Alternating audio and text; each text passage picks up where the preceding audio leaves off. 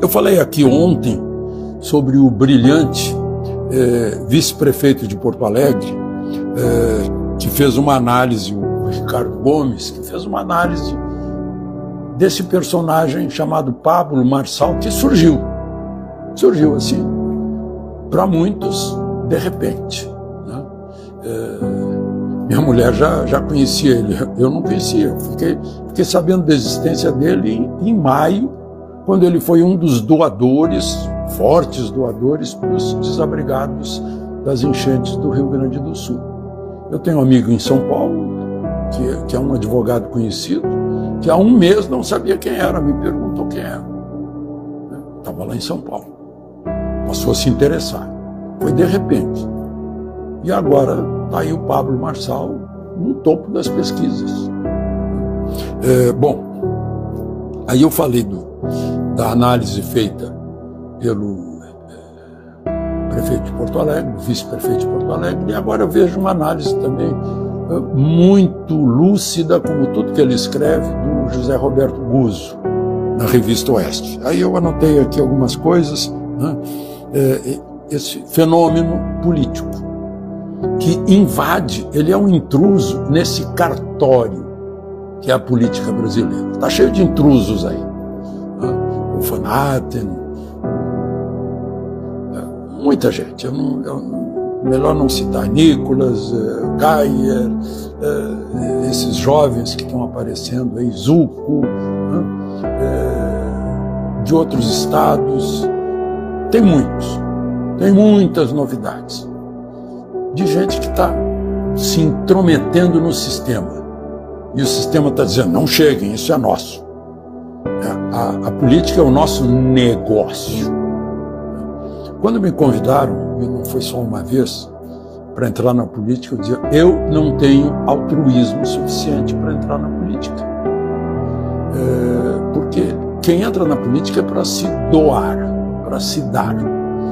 Fica longe da família, fica longe dos seus interesses particulares, esquece os seus interesses particulares, perde dinheiro, perde patrimônio para se doar, para trabalhar para os outros.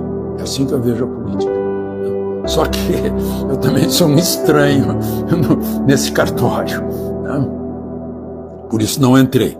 Mas, enfim, o Guzzo está dizendo que o sujeito não tem tempo de televisão, não tem partido, pegou um partido aí, mas ele não tem partido. E, no entanto, está lá no topo. É o mais falado numa eleição que parece eleição para presidente da República, que é a eleição para o município mais importante do país. Que ele nunca apareceu na Revista Oeste, o Guzzo fala, e nem o jornalismo impresso, ele apareceu antes, 3 meses atrás ele não existia. Ele diz também, né, hoje está no topo das pesquisas, né, e eu vejo, tal como Bolsonaro, quanto mais bate, ele mais cresce. Aí está todo mundo batendo nele. E o Guzzo lembra que a Justiça Eleitoral já se apresentou como tal. Puxa, vamos cortar esse intruso. Ele periga ganhar, então vamos tirar esse perigo da frente. Vamos atrapalhar a vida dele. Aí ele não tem mais rede social, né? Começam a tolhê-lo nas redes sociais. Aliás, a Justiça Eleitoral se acha tutora do eleitor, como se todo eleitor fosse um idiota que precisaria de alguém que emprestasse o cérebro para ele, para decidir. Não? Bom, aí eu fico pensando, gente, eu acompanho a eleição desde que as eleições recomeçaram em 1946. Eu lembro de Edo Fiuza, de Brigadeiro, Juarez Távora, Plínio Salgado, criança. Mas eu nunca vi a Justiça Eleitoral tirar os mentirosos, o Adhemar de Barros, né? Eu nunca vi. O sujeito mente, mas ninguém tira. Por outros motivos. É o intruso que periga tomar conta para manter a patota de sempre. E aí é o aparelho. Todo mundo se une. Então, estão dizendo agora, segundo o Guzzo, que os eleitores, que o Marçal é um perigo. E os eleitores respondem, o perigo são vocês. Ele não tem programa. Aí, isso o Guzzo dizendo, ele não tem programa. E vocês, tiveram algum programa? Resolveram São Paulo até hoje? São Paulo está porque o programa de vocês não deu certo. Né? O Guzzo mostra que o povo paulista está pensando assim. Assim como tentaram tirar Bolsonaro no dia 6 de setembro de 2018, estão tentando tirar o Marçal agora. Né? Tiraram Bolsonaro pensando que tirariam a direita, não dá mais, a direita já está. Ele despertou a direita, eu não vou dizer que ele pariu a direita, porque a direita estava lá, estava dormindo. Era a brasa dormida e ele soprou e virou fogo. Né? Então essa gente, o Guzzo mostra que essa gente não conhece o povo, eles vivem na bolha, não conhecem o povo. Né? Não sabem que o povo tem aversão, palavras do Guzzo, aos mentirosos, aos corruptos, aos vigaristas, aos invasores de propriedade, aos vadios, aos intelectuais trapaceiros, né, às drogas, à promiscuidade, aqueles que defendem ladrão de moto, ladrão de celular, ladrão de cartão de banco. Né? Então, esse é o retrato de um país exausto dessa política sem resultado. Sem resultado para o povo, resultado para o sistema. Eu vejo aí, eu falei em justiça eleitoral, tirando, não é só a justiça eleitoral. Vocês já perceberam que o Marçal entra no debate e ganha o debate. Então o que estão fazendo? Eu vi agora. Aí desistem do debate. Não, então não vamos fazer debate, porque senão ele ganha. É incrível. Bom, aí, minha gente, na minha idade, eu fico arrependido de não ter olhado mais para o Dr. Enéas Carneiro. Porque esse é um precursor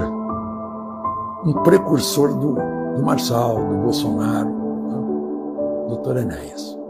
Veio trazendo as coisas.